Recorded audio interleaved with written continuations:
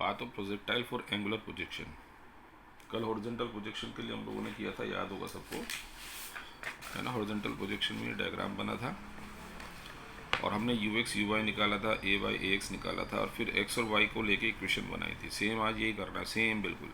पता क्या होगा, यू एक्स और यू वाई की वैल्यू चेंज हो जाएंगी। जैसे यहाँ पर cos 0 डिग्री था तो यहाँ थीटा हो जाएगा, है ना। आप देखो ध्यान से, ये एंगुलर प्रोजेक्शन का डायग्राम। इस पॉइंट से आपने थ्रो किया, यू स्पीड से एंगल थीटा लिया, sure. Acceleration due to gravity की वजह से पाथ ये बना, बी पर उसने हिट किया, समझ गए ना। अब u के मैं कंपोनेंट रिजॉल्व करूँगा तो x डायरेक्शन में जो कंपोनेंट आएगा यू एक्स वो u cos थीटा आएगा, और y डायरेक्शन में जो कंपोनेंट आएगा u sin थीटा आएगा। कल क्या था, cos 0 था, है ना, तो वो u के इक्वल रह गया था, sin 0 0 हो गया था, u y 0 हो गया था। अच्छा, इस बार ax फिर वही 0। कारण है कि हम इसमें मान के चलते हैं कि केवल फोर्स ऑफ ग्रेविटेशन लग रहा, तो एक ही एक्सेलरेशन होगा, दूसरा है ही नहीं कोई। और ए वाई की वैल्यू माइनस जी, कारण है कि आपने थ्रो अपवर्ड डायरेक्शन की और जी की डायरेक्शन डाउनवर्ड है, अपोजिट है, ठीक है। अब उसी तरह से अटेनिंग स्टैंड पोजीशन पी ली, ये देखो दिखाई मैंने, यहाँ से परपेंडिकुलर ड्रॉ किया तो अपनी जगह से एक्स आगे चला गया, और इधर मैं ड्रॉ कर रहा हूँ तो इससे वाई ऊपर चला गया, यानी इसके जो कोऑर्डिनेट्स हो गए वो एक्स वाई हो गए। तो एक्स इज इक्वल टू वही you x T plus half A x T square, है ना। यू एक्स की जगह यू कॉस थीटा टी, और ए एक्स क्योंकि जीरो है तो ये जीरो, टी की वैल्यू आ गई। वाई इज इक्वल टू निकालेंगे तो u Y t plus half ए Y T square, u y की जगह यू साइन थीटा, कल ये जीरो था, टी की वैल्यू प्लेस की, ए वाई की जगह माइनस जी और ये वैल्यू प्लेस की, सॉल्व करके इक्वेशन ये बन गई। अब ये इक्वेशन क्योंकि एक्स में फिर वही क्वाड्रेटिक आ गई है ना, तो इसलिए पैराबोला को रिप्रेजेंट कर रही है, तो हम कह सकते हैं पाथ ऑफ प्रोजेक्टाइल पैराबोलिक। तो कल में और आज में जो डिफरेंस आया वो ये आया कि यू एक्स की वैल्यू जो थी कल सॉल्व हो की यू और ये जीरो आई थी, है ना, बस ये वैल्यू जीरो नहीं है, बाकी सब वैसे ही है। अब इसी से अगर मैं हॉरिजॉन्टल वाला बनाना चाहूँ तो थीटा की वैल्यू 0 डिग्री रख कर दिखा सकता हूँ। मैंने यहाँ रख दी, देखो 0 डिग्री, tan 0 0 हुआ, cos 0 1 हुआ, ये सॉल्व हो के आगे माइनस आ गया। अगर मैं साइन को छोड़ दूँ, क्योंकि माइनस तो इसलिए आ रहा होगा ना क्योंकि मैंने यहाँ अपवर्ड डायरेक्शन में थ्रो किया और जी उसके अपोजिट है। अगर इस साइन को मैं छोड़ दूँ तो आगे निकल वाली इक्वेशन जो हॉरिजॉन्टल वाली प्रोजेक्शन वाली थी, जो की तो इक्वेशन आ गई, देखो ये equation half G X square upon U square, ये half G X square upon U square. इसलिए अगर पेपर में आपको केवल कहे path of projectile is parabolic तो आप एंगुलर वाला करना। अब जो यहाँ से 3 टर्म और आ रही है, time of flight, horizontal range and vertical height, है ना। ये मैक्सिमम वर्टिकल हाइट होती है, इसे लिख देता हूँ मैं यहाँ, maximum vertical height taken by a projectile और उनके फॉर्मूले। तो देखो जैसे यहाँ से आपने थ्रो किया, ऐसे यहाँ हिट किया, तो इस मोशन को कंप्लीट करने में जितना भी टाइम उसने लगाया उस टाइम को नाम करेंगे टाइम ऑफ फ्लाइट। इस टाइम में जितना वो हॉरिजॉन्टल डिस्प्लेसमेंट उसका हुआ, क्योंकि इनिशियल पॉइंट इसका ये है, फाइनल ये है, इसको नाम करेंगे रेंज, और जितनी हाइट तक वो मैक्सिमम गया उसको नाम करेंगे हम मैक्सिमम वर्टिकल हाइट। तो टाइम ऑफ फ्लाइट की डेफिनेशन बनी total time taken by the projectile to complete the motion, और इसे भी कह सकते हैं time spend by the projectile in air, है ना, ड्यूरिंग इट्स मोशन, ऐसे लिख सकते हैं आप। हॉरिजॉन्टल रेंज क्या हो गया, total horizontal displacement of projectile during its complete motion, अपने मोशन के दौरान जो हॉरिजॉन्टल डिस्प्लेसमेंट हुआ। और वर्टिकल हाइट को क्या नाम देंगे, देखो कि ये कहेंगे vertical displacement, maximum vertical displacement, है ना, from the plane of projection, कि जिस जगह से आपने उसको जिस लेवल से थ्रो किया उस लेवल से मैक्सिमम वर्टिकल डिस्प्लेसमेंट उसका कितना हुआ। एग्रीड। तो उसको डेफिनेशन को आगे लिख रहे हैं हम, ये डेफिनेशन आपकी आगे देखो मैक्सिमम हाइट की, कि maximum vertical displacement of projectile above the horizontal plane of projection, ठीक है। ये दिखाया हुआ दोबारा डायग्राम मैंने, फॉर्मूले बनाना चाह रहा हूँ मैं टाइम ऑफ फ्लाइट का।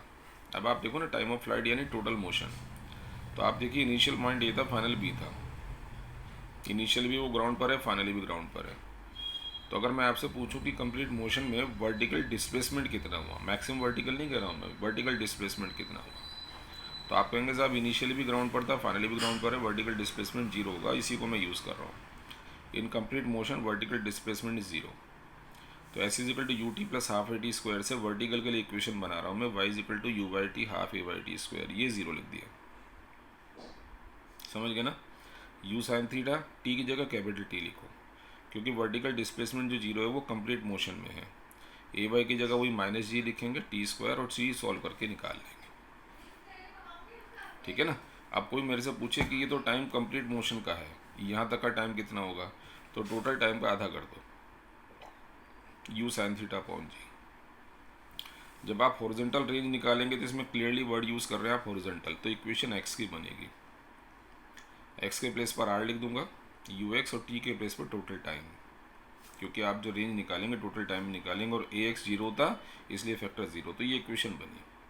इसको भी तुम याद रखोगे क्योंकि न्यूमेरिकल्स में तुम्हें ये भी यूज़ करनी पड़ेगी।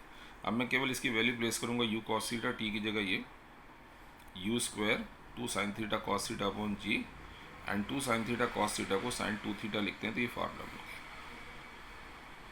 ओके, फिर मैक्सिमम हाइट निकालोगे, तो हाइट क्योंकि वर्टिकल प्लेन में, तो वाई की इक्वेशन बनेगी। इस वाई की जगह एच लिख रहा हूँ देखो मैं, और ये टी ना स्मॉल टी रहेगा, कैपिटल मत देना, क्योंकि ये टी जो है टोटल टाइम का आधा है, बताया था ना मैंने भी, यू साइन थीटा अपॉन जी। तो यहाँ पर ये और ये माइनस जी लिखा, इसकी वैल्यू प्लेस कर रहा हूँ देखो मैं, U sine theta upon G, U sine theta upon जी।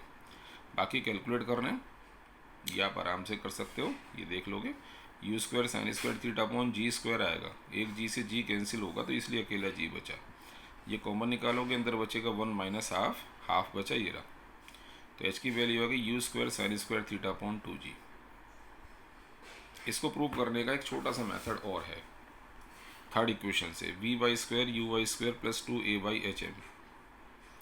वाई वाला कंपोनेंट क्यों लिया समझ गया, हाइट वर्टिकल होती है। अब इसमें आप एक बात नोटिस करो, देखो कि जब ये बॉडी यहाँ पर आ गई मैक्सिमम हाइट वाले पॉइंट पर, तो इसकी वेलोसिटी की डायरेक्शन हॉरिजॉन्टल बन गई, यानी it is parallel to horizontal है। ओके, तो अगर मैं इसका वाई कंपोनेंट निकालूंगा तो वी वाई लिखूंगा वी साइन 0 डिग्री, 0 डिग्री समझ गए ना, पैरेलल टू हॉरिजॉन्टल है तो हॉरिजॉन्टल के साथ 0 बना रहा है, और वी साइन 0 डिग्री, जब साइन 0 डिग्री की वैल्यू प्लेस करेंगे तो 0 हो जाएगा, समझ रहे। तो इसलिए मैंने वी वाई के प्लेस पे यहाँ 0 रखा, u y u sine theta, a y की जगह माइनस जी। और बच्चों 2 लाइनों में आंसर आ गया, 2g माइनस वाला फैक्टर इधर लाओ, ये u square sine square theta होगा, और h is equal to u square sine square theta upon 2g, है ना। मैंने लिखा भी यहाँ पर कि v y is equal to 0 at the point of maximum height, because velocity v is parallel to horizontal, है ना, एट दिस पॉइंट। तो जब पैरेलल टू हॉरिजॉन्टल हो जाएगा तो y कंपोनेंट उसका 0 बनेगा। रीज़न आपको क्लियर है, रीज़न आपने कल भी सीखा था, ये जू का तो ये फिगर आ गई बिल्कुल, ये डायरेक्शन आपकी v की बन रही है, देखो ये डायरेक्शन v की। और ये मैंने दिखाया था, देखो u x u cos 0 degree करके यू आया था, और u y u sine 0 degree करके 0 आया था। ऐसे ही जब मैं यहाँ निकालूंगा वी वाई, तो वी साइन 0 डिग्री करूँगा तो 0 आएगा नहीं आएगा, लेकिन ये केवल और केवल मैक्सिमम हाइट वाले पॉइंट पर होगा, दूसरे पॉइंट्स पर नहीं होगा। दूसरे पर कोई ना कोई एंगल बनता रहेगा। और ये भी ध्यान रहे कि अगर आप वेलोसिटी की डायरेक्शन किसी भी पॉइंट पर निकालना चाहेंगे इसमें, तो आपने टेंजेंट ड्रॉ कर देनी है। तो ये टेंजेंट हॉरिजॉन्टल के पैरेलल आ रही थी, इसलिए ऐसा हुआ। तो इसका सेकंड मेथड भी हो गया। अब आपका मन है कि एच वाले डेरिवेशन को आप ऐसे करें या एच वाले डेरिवेशन को ऐसे करें, एज यू विश। ओके।